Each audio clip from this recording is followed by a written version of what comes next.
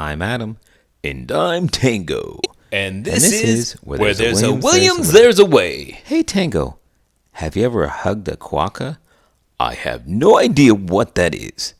They're a type of wallaby in Australia. Why would you want to hug one? They're known as the happiest animal on the planet.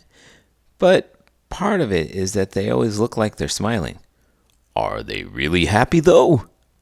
They're typically good-natured animals, but for some reason there's been a social media trend of getting selfies with these little guys. In today's book, a quokka makes it clear that it does not want to be touched. Let's get started.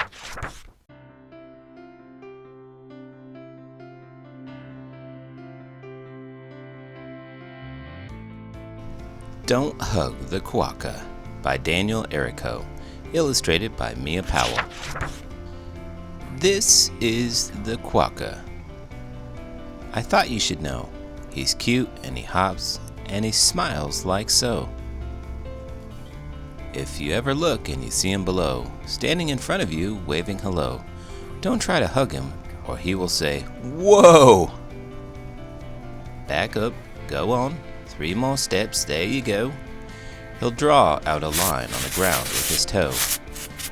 You can't touch the quokka. The quokka says, "I'm not really big on hugging. It can be quite difficult for a horse to do."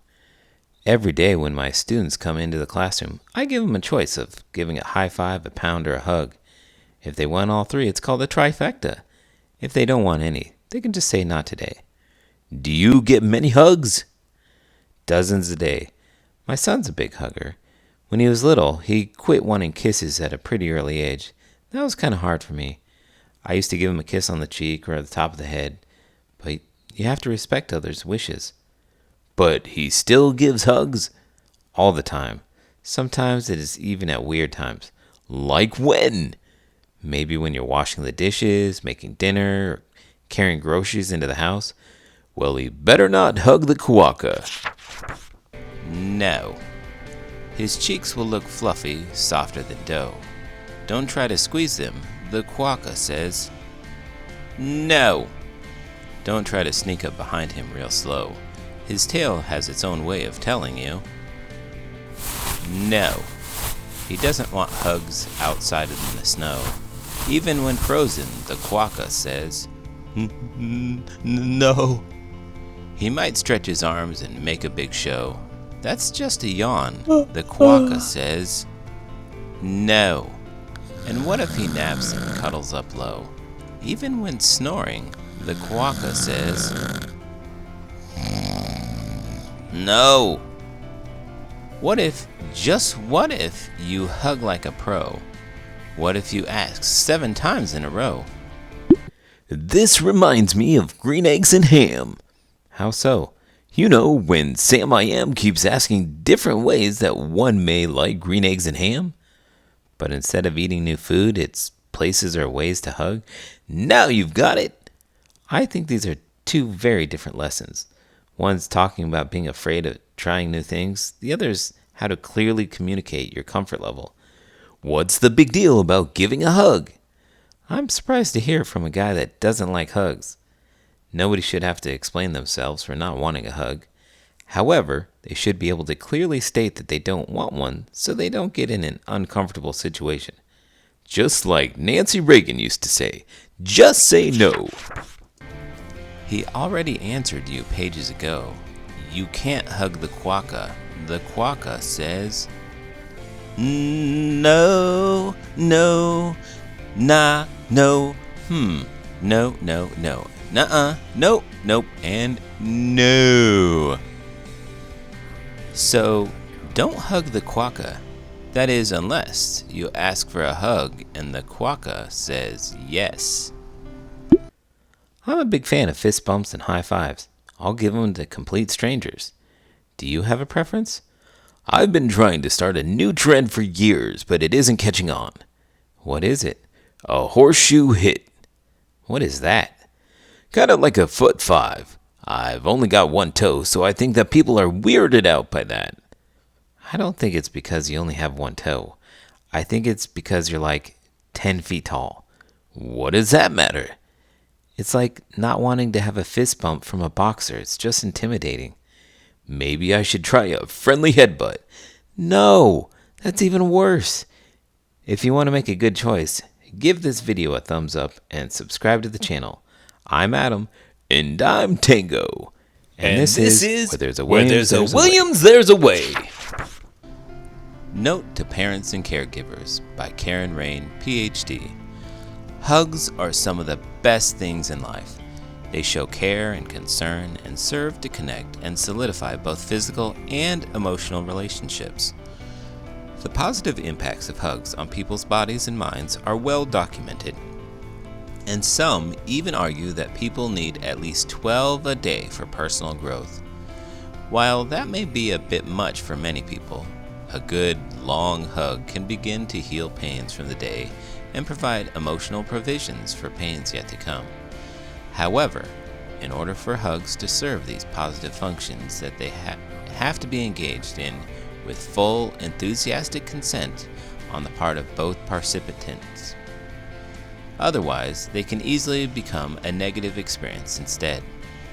Historically, children have been expected to participate in hugs and touches that their families, and sometimes peer group, decide are an expected part of participation in that community.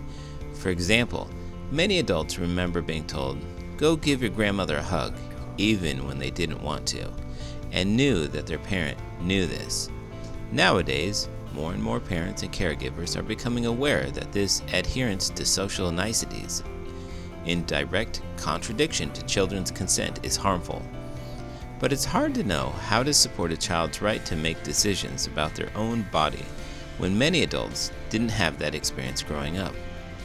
This book is a starting point for that all-important conversation about bodily autonomy and consent. Bodily autonomy and understanding consent. The thing to remember about hugs is that they are often the very first kinds of interpersonal touch that children learn to navigate on their own. The rules that are laid around hugs, how to ask for them, how to consent or not consent to them, how to listen to someone else's consent, are the basis for the tools that children will take into their adolescence and young adulthood. The basic hallmark is to trust children to draw their own boundaries on their physical bodies.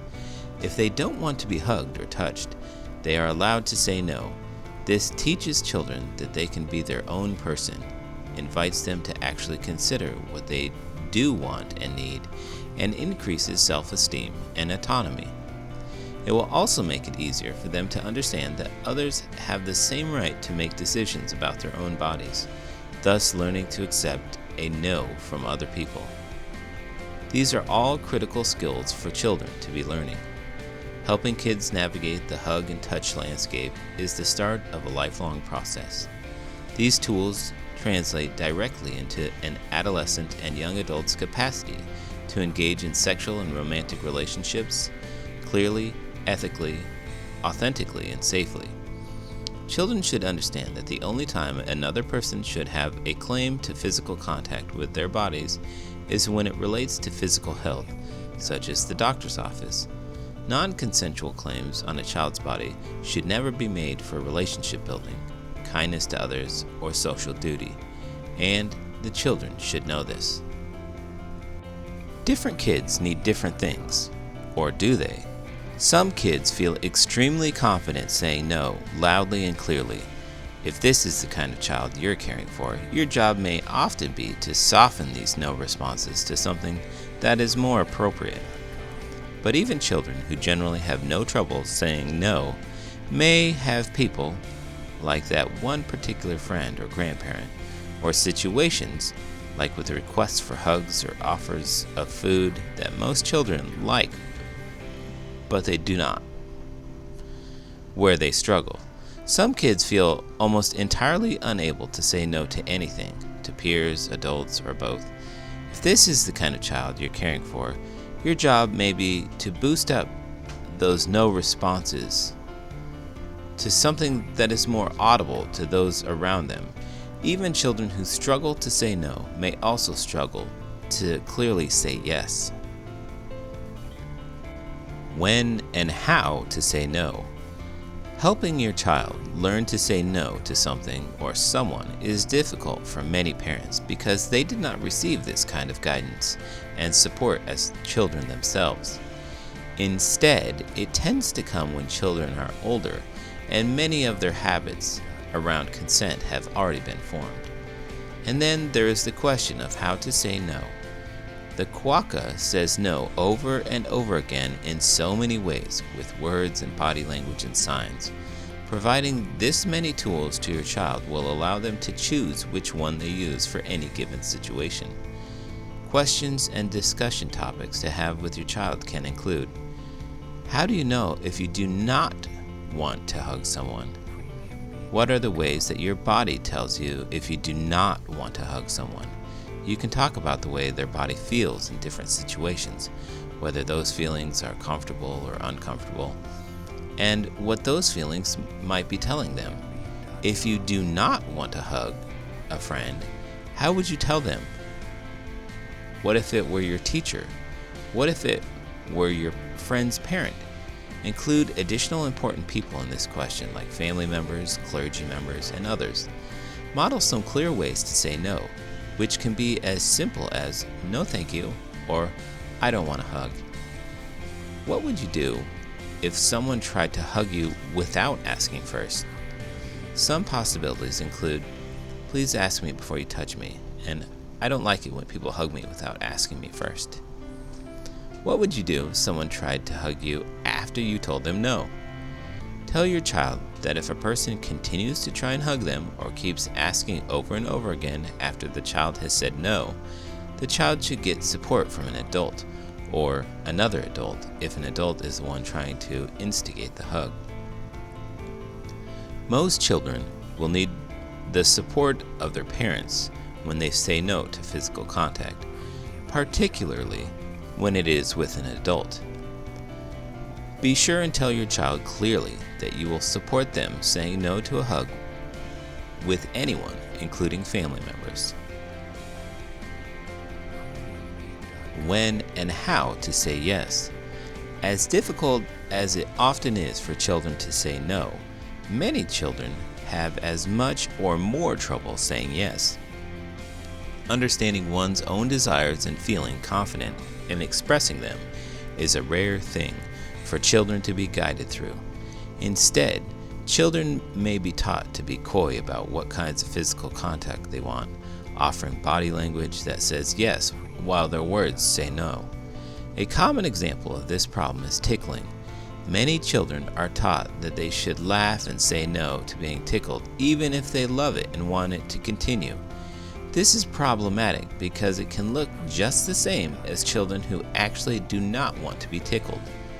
At the end of the book, the quokka offers a clear pairing of body language and words. Point out this connection to your child because it is so critical to effectively say yes to an invitation to physical connection. Questions and discussion topics to have with your child can include: how do you know if you want to hug someone? What are the ways that your body tells you if you do want to hug someone? If you do want to hug a friend, how would you tell them that? What if it were your teacher? Include additional important people in this question, like family members, clergy members, and others.